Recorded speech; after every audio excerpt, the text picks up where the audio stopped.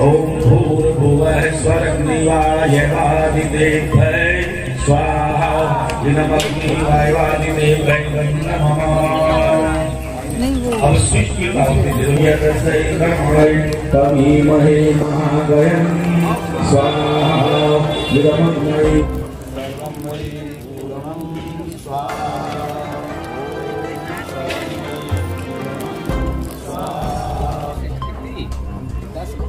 ओम स्वाहा सृष्टि में प्राण धारे हो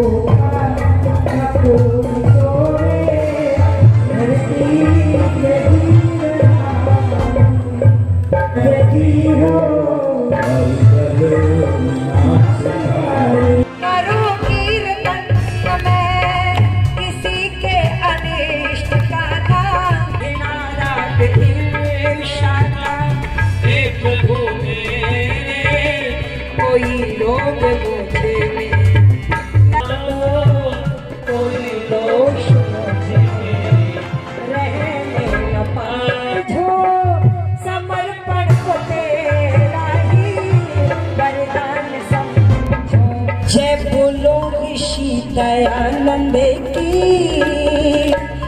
जय बोलो ऋषि दयानंद की जय बोलो ऋषि दयानंद की जय बोलो ऋषि दयानंद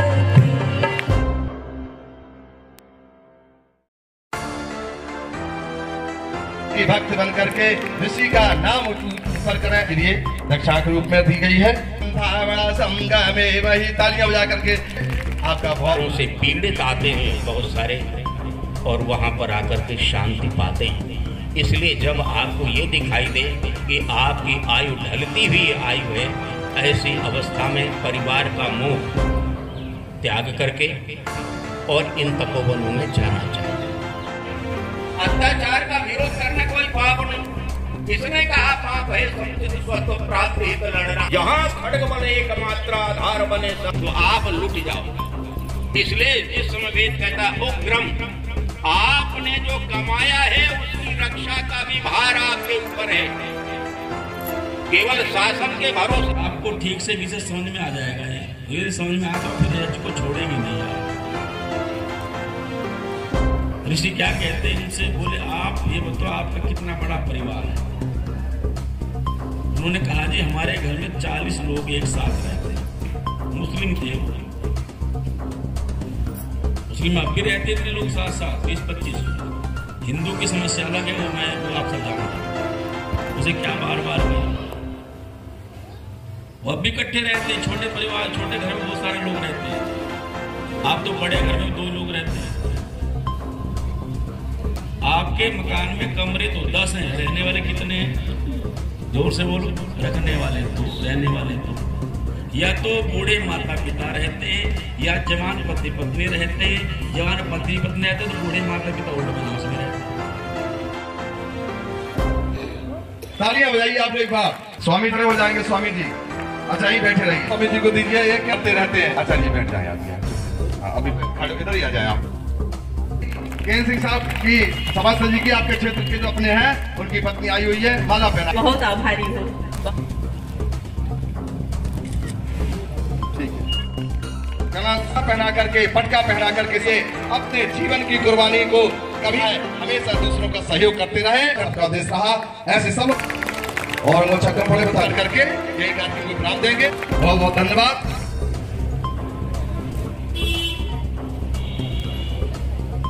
नहीं अब की बार ऐसे देश में नहीं। शांति रोषधय शांति वनस्पतय शांतिर्विश्वे देवा शांति ब्रह्म शांति सर्वं शांति शांतिरेव शांति सामा शांतिरेधि ओम शांति।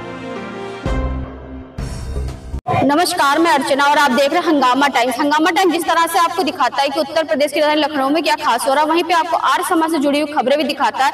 तो इस समय हम लोग तेलीबाग के आर्य समाज में हैं, जहाँ पे आप पीछे स्क्रीन पे देख रहे हैं आर्य समाज का 18वां वार्षिक उत्सव मनाया जा रहा है।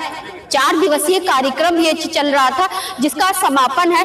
तो दूर से हमारे साथ आपका जो है गुरुजी आए हुए, तो उनसे बात करेंगे कि क्या कहना चाहेंगे आयोजन के बारे में और 4 दिवसीय जो कार्यक्रम है उसको लेकर के यहाँ पे क्षेत्रवासियों को क्या संदेश देना चाहेंगे। सर, आपका बहुत बहुत स्वागत है और अपना पूरा परिचय। मेरा नाम आचार्य वीरेंद्र शास्त्री, मैं सहारनपुर से आया हूँ। यहाँ 4 दिन से मेरे प्रवचनों को यहाँ बड़ी श्रद्धा के साथ महिलाओं ने, पुरुषों ने, सबने आनंद पूर्वक सुना है। और ये आर्य समाज का 18वां वार्षिकोत्सव तेलीबाग आर्य समाज ने बड़ी श्रद्धा से मनाया है। यहाँ के कार्यकर्ताओं ने बड़ी सेवा भक्ति के साथ मिजाज को संपादित किया है। आर्य समाज की स्थापना महर्षि दयानंद सरस्वती जी महाराज ने अब से लगभग 150 वर्ष पहले 1875 में सबसे पहले मुंबई में की थी।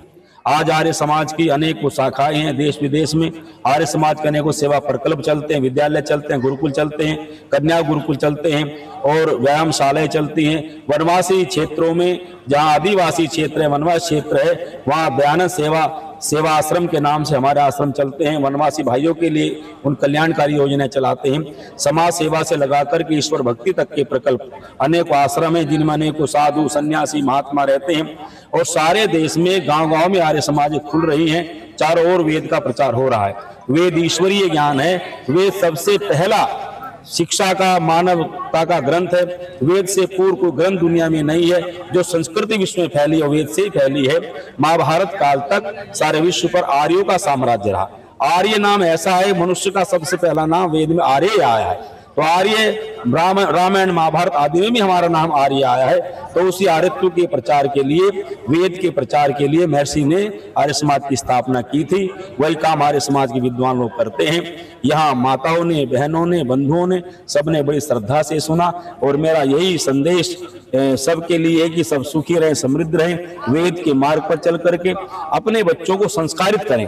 सबसे बड़ी बात यह, समाज के भीतर हमारी संतानें संस्कृत हो जाएंगी, माता पिता की सेवा करने वाली बन जाएंगी, परिवार हमारे एक हो जाएंगे। हमारे आपस के जो फूट है, छुआछूत है या जातिवाद का विभिन्न प्रकार का जो विश्व समाज में फैला हुआ है वो दूर हो। आपस में संगठित होकर के रहें और एक दूसरे के प्रति प्रेम भावना से रहें और अपने बड़ों का सत्कार करते हुए जीवन को जिए। इस प्रकार से जब हम समाज का सुंदर निर्माण कर पाएंगे तभी सारे विश्व में और भारत में सुख शांति होगी, हमारा राष्ट्र समृद्धि करे। ये सबके लिए संदेश है, सब सुखी रहे, समृद्ध रहे। धन्यवाद। तो हमारे साथ में आचार्य जी हैं, उनसे भी हम बात करेंगे कि कार्यक्रम के बारे में वो क्या कहेंगे।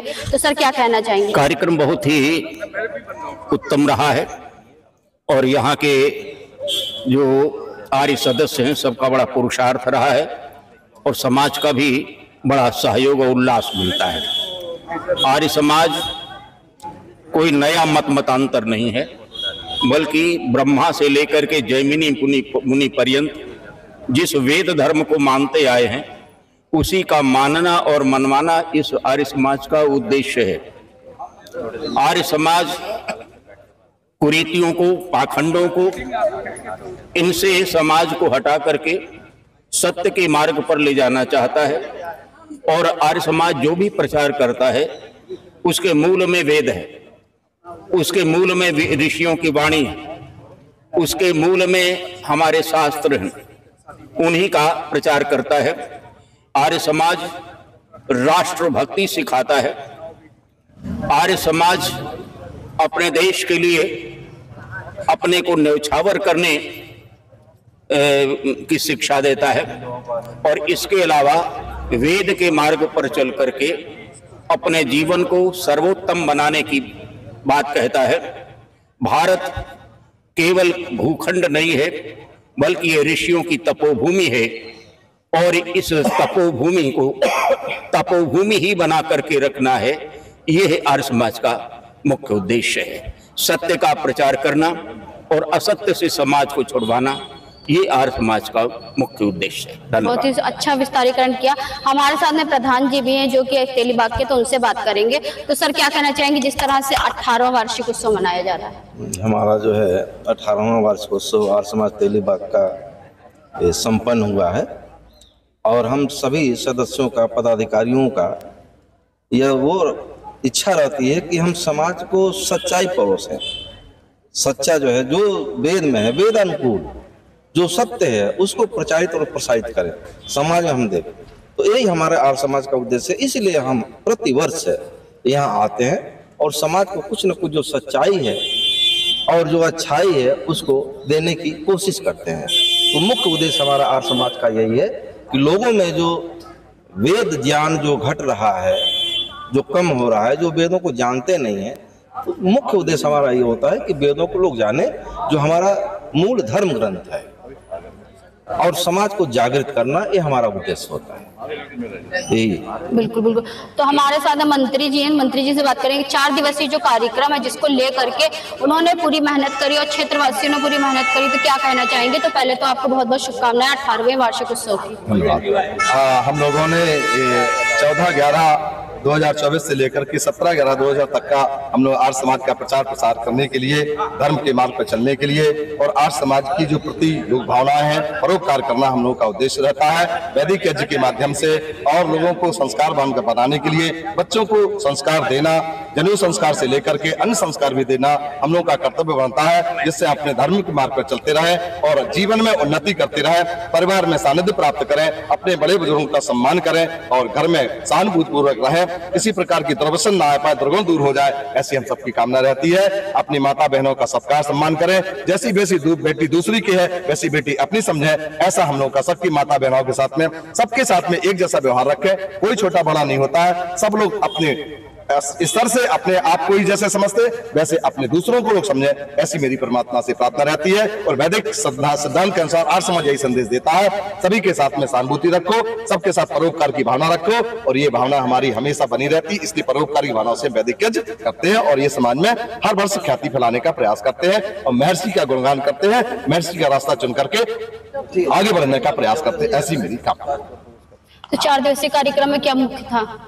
4 दिवसीय कार्यक्रम में हमारा मुख्य ये रहा है कि वैदिक यज्ञ के माध्यम से जो तमाम तरह के जो प्रदूषण हमारा हो गया था, तो उनको भगाने के लिए, इनको नष्ट करने के लिए, रोगों से निवृत्ति पाने के लिए हम लोगों ने बहुत उच्च कोट की सामग्री, उच्च कोट का घी गोघृत डाल करके हमने रोगों से निवृत्ति पाने के लिए हम लोगों ने किया।